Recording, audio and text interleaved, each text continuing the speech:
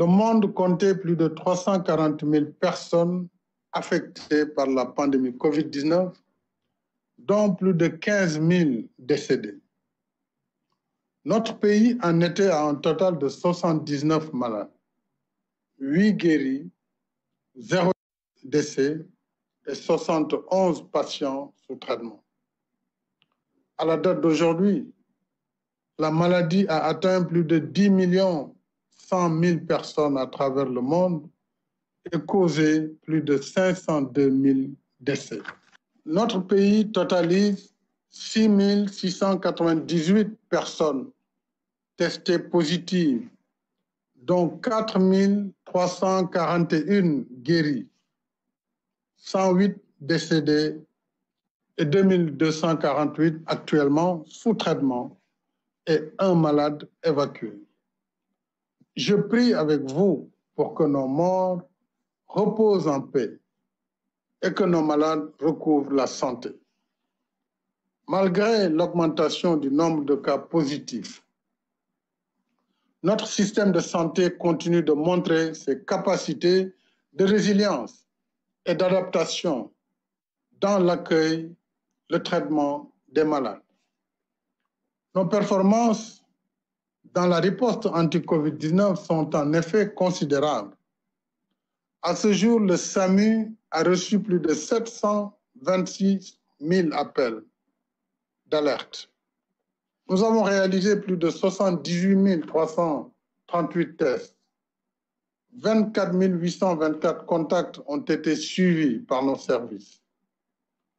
Le taux de létalité au Sénégal est de 1,5%, contre une moyenne africaine de 2,5% et de 5,2% au niveau mondial. Le Sénégal affiche un taux de guérison de 64,8%, contre une moyenne africaine de 48% et mondiale de 50%. À l'échelle nationale, les statistiques montrent que les principaux foyers de la pandémie sont essentiellement localisés dans les régions de Dakar, Diourbel et Thiès, qui concentrent 92% des cas de contamination. Le département de Dakar, à lui seul, totalise 54% des cas recensés sur l'ensemble du territoire national. Dans ces 3 régions, il convient donc de redoubler de vigilance et d'efforts pour arrêter la propagation de la maladie en intensifiant les campagnes de proximité. Je tiens une fois de plus à exprimer notre gratitude et rendre hommage à notre remarquable corps médical, paramédical et au personnel de soutien pour leurs compétences, leur engagement et leur disponibilité. Je réitère nos remerciements aux autres services de l'État mobilisés dans la riposte, à notre dynamique et dévouée administration territoriale et à nos vaillantes forces de défense et de sécurité déployées dans le cadre de l'état d'urgence. En dépit de nos performances dans la riposte sanitaire, je dois cependant rappeler avec insistance que la lutte contre la pandémie n'est pas encore finie. La maladie est toujours là et toutes les projections montrent que le virus continuera de circuler durant les mois à venir. Nos services de santé et tous les autres acteurs mobilisés dans la riposte anti-Covid-19 donnent le meilleur d'eux-mêmes. Mais en définitive, l'issue de notre lutte contre notre ennemi commun dépendra en grande partie de nos propres comportements individuels et collectifs. Il nous faut par conséquent redoubler d'efforts dans les attitudes qui empêchent la propagation du virus. Se laver fréquemment les mains, respecter la distanciation physique éviter les rassemblements non nécessaires, limiter les déplacements et porter correctement le masque. Il est établi que le port du masque réduit considérablement la circulation du virus. Et je rappelle qu'il est obligatoire dans les espaces publics, les lieux de travail, publics et privés, les transports et les commerces. Dans ce front uni que nous menons contre ce terrible fléau, le port du masque est à la fois une mesure de protection de soi-même et de son prochain, mais aussi un acte de civisme et un engagement patriotique vis-à-vis de la nation. J'appelle par conséquent à une mobilisation de toutes et de tous pour le respect des gestes barrières et le port systématique et correct du masque. J'invite instamment les élus locaux, les partenaires sociaux, le secteur privé, les guides religieux, coutumiers, la société civile et les mouvements citoyens à poursuivre leur action d'alerte, de veille et de sensibilisation dans nos villes, nos villages, nos quartiers et nos communautés. Veillons particulièrement aux personnes âgées et à celles souffrant de certaines pathologies, parce qu'elles sont les plus vulnérables aux formes sévères de la maladie. J'appelle une fois de plus à ne pas stigmatiser les malades de la COVID-19. Un malade mérite compassion, pas la stigmatisation. Stigmatiser un malade, c'est ajouter de la souffrance à la souffrance. C'est faire offense aux valeurs socio-culturelles et religieuses qui nous enseignent de traiter les autres comme nous voudrions être traités et de ne pas faire aux autres ce que nous ne voudrions pas qu'on nous fasse.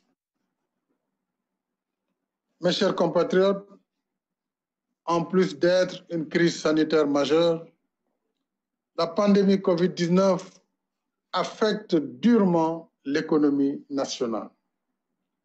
D'après les dernières évaluations, notre taux de croissance économique passerait de 6,80% à 1,1%, voire moins.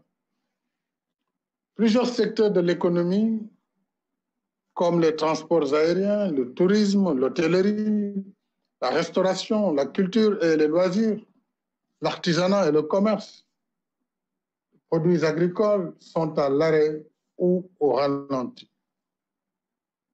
Voilà pourquoi j'ai mis en place le Fonds de riposte et de solidarité contre les effets de la COVID-19, Force COVID-19, doté de 1 000 milliards de francs CFA pour financer le programme de résilience économique et sociale. Ce programme qui vise à renforcer nos systèmes de santé et soutenir nos ménages, notre diaspora, nos entreprises et les salariés est en cours d'exécution. Sur la composante santé, le programme nous a permis de dérouler sans tarder notre stratégie de riposte à la pandémie par l'achat massif d'équipements et de produits médicaux, le relèvement substantiel du plateau sanitaire existant, l'aménagement et l'équipement de nouvelles structures de traitement des épidémies, soit 33 centres répartis à travers le pays. Enfin, la prise en charge des malades et des personnes confinées. Nous allons renforcer ces acquis. Ainsi, sur la séquence 2020-2021, l'État recrutera 500 médecins et 1 000 agents professionnels de la santé, notamment infirmiers d'État, sages-femmes, ainsi que des personnels de soutien. S'agissant des médecins, la priorité sera accordée aux districts éloignés et aux spécialistes. En outre, le gouvernement mettra en place sur la période 2020-2024 une ambitieuse stratégie de modernisation du secteur de la santé et de l'action sociale à travers le plan d'investissement pour un système de santé et d'action sociale résilient et pérenne, dont une composante dédiée à la télésanté. Ce plan sera adopté prochainement lors d'un conseil présidentiel. S'agissant du soutien aux ménages, en plus de la prise en charge par l'État des factures d'électricité des abonnés de la tranche sociale pour un bimestre, la distribution des denrées de première nécessité est engagée depuis le 11 avril. Cette opération d'envergure, jamais réalisée, a nécessité la mobilisation de plus de 4000 camions pour acheminer l'aide à 1 100 000 ménages sur l'ensemble du territoire national, soit environ plus de la moitié de la population. À ce jour, sur les 552 communes du pays, 438 ont terminé la distribution. Le reste des opérations est en cours dans 114 communes, soit un taux de réalisation de 79,34%. Toute la distribution devra être achevée le 15 juillet prochain au plus tard.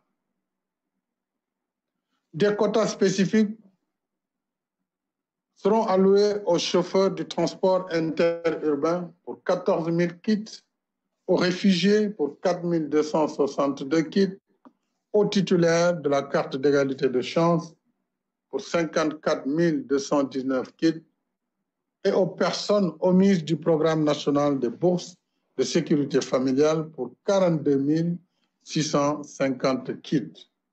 Concernant l'appui à la diaspora, à hauteur de 12 milliards 500 millions, la plateforme a été enregistrée plus de 200 000 inscriptions provenant de 142 pays. 60 000 demandes ont été déjà satisfaites. Les opérations se poursuivent avec la troisième et dernière phase. En outre, le gouvernement a facilité le rapatriement de 3 505 compatriotes bloqués à l'étranger par la fermeture des frontières aériennes. Les vols se poursuivront pour une vingtaine de pays jusqu'au 3 juillet. Pour le compte du secteur privé, le programme de résilience économique et sociale a permis le paiement de créances du secteur privé sur l'État pour un montant de 122 milliards de francs CFA, des reports d'échéance au niveau des banques pour un montant de 135 milliards et l'opérationnalisation du mécanisme de financement dont les entreprises bénéficiaires ont pu ainsi obtenir des crédits de trésorerie à des taux préférentiels pour un montant d'environ 10 milliards de francs CFA. Ce mécanisme aide à couvrir des charges incompressibles pour maintenir 5 374 emplois. Enfin, la délégation à l'entrepreneuriat rapide des femmes et des jeunes a soutenu à hauteur de 15 milliards 800 millions de francs le secteur de la pêche. Le cofinancement avec l'acquisition de matériel agricole, la confection de 10 millions de masques et le commerce de produits horticoles menacés par la crise, notamment l'anacarde, l'oignon et la mangue. Avec ses partenaires, la DER travaille également à la structuration d'un financement de 12 milliards en soutien à l'élevage et à la campagne agricole. Mes chers compatriotes, depuis 3 mois que nous luttons contre la pandémie de Covid-19, nous en mesurons pleinement les effets. par les êtres chers perdus, nos malades hospitalisés, notre vie sociale et notre économie profondément perturbées. Malgré toutes ces difficultés, nous devons rester debout, combatifs et compter sur nos propres forces d'abord, dans une lutte sur deux fronts, celui de la santé et celui de l'économie. Voilà le défi qu'il nous faut désormais relever. Lutter pour préserver nos vies et notre santé et reprendre toutes nos activités productives pour remettre pleinement notre économie en marche. De la même manière que nous ne pouvons pas laisser au virus nos vies et notre santé, nous ne pouvons non plus lui laisser la vie et la santé de notre économie. Ainsi, mes chers compatriotes, tenant compte de cette double nécessité vitale, j'ai décidé de lever l'état d'urgence et le couvre-feu y afférent à compter de demain, 30 juin 2020 à 23 heures. L'horaire de bureau qui était aménagé pour l'administration de 9 heures à 16 heures depuis l'allègement de l'état d'urgence en mai est rétabli dans sa séquence normale de 8 heures à 17 heures avec la pause habituelle de 13h30 à 14h30. La fermeture des marchés publics un jour par semaine pour nettoiement reste en vigueur. En raison du risque élevé de propagation du virus qu'il présente, les lieux accueillant des activités de loisirs à huis clos resteront fermés. La réouverture des frontières aériennes se fera à partir du 15 juillet prochain. Les vols internationaux reprendront ainsi selon un protocole sanitaire défini. Les frontières terrestres et maritimes restent fermées jusqu'à nouvel ordre. Dès à présent, il nous faut aussi anticiper et nous organiser en nous préparant à l'ère post-Covid-19. À cet effet, le gouvernement me soumettra prochainement un programme de relance de l'économie nationale sur lequel il travaille déjà. Ce programme reposera sur nos bases productives, dont l'agriculture, qui bénéficie pour la présente campagne de ressources budgétaires exceptionnelles de 60 milliards de francs CFA contre 40 pour la précédente. De même, la Banque mondiale a octroyé un financement de 150 millions de dollars pour soutenir le renforcement de la résilience et la productivité agricole. Ce projet aidera à accroître l'exportation des cultures à haute valeur ajoutée, dont la filière horticole, à améliorer la productivité de l'élevage laitier et réduire le taux de mortalité des petits ruminants. Tous ces efforts viennent consolider notre quête d'autosuffisance alimentaire. Cette crise rend en effet plus évidente la nécessité de réaliser au plus vite cet objectif en produisant plus et en transformant davantage nos produits d'agriculture, d'élevage et de la pêche. Comme je l'ai indiqué dans mon message du 11 mai dernier, le programme de relance de l'économie nationale post-Covid-19 soutiendra aussi les initiatives créatives développées dans le cadre de la lutte contre la pandémie et la promotion de l'industrie pharmaceutique nationale. Nous allons en même temps poursuivre et adapter les réformes et projets du PSE, renforcer nos politiques d'équité territoriale et consolider le processus d'industrialisation entamé dans les parcs industriels et les zones économiques spéciales, dont les agropoles. Je tiens particulièrement à ce que l'État et ses démembrements, y compris les sociétés à participation publique, ainsi que le secteur privé, valorisent davantage le contenu local dans la commande publique des biens et services.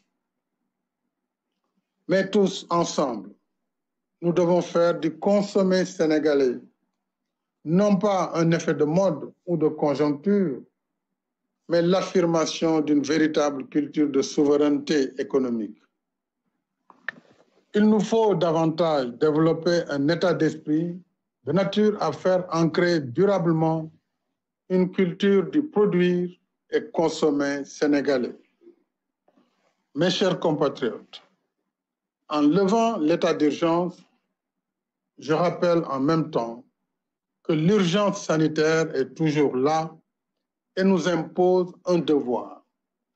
Devoir de vigilance, devoir de responsabilité individuelle et devoir de responsabilité collective. Le péril est toujours là et nous devons continuer la lutte. Alors, mes chers compatriotes, protégeons-nous, protégeons nos familles, nos communautés et notre pays pour que vive le Sénégal en bonne santé, dans la paix, la stabilité et la prospérité. Bonsoir.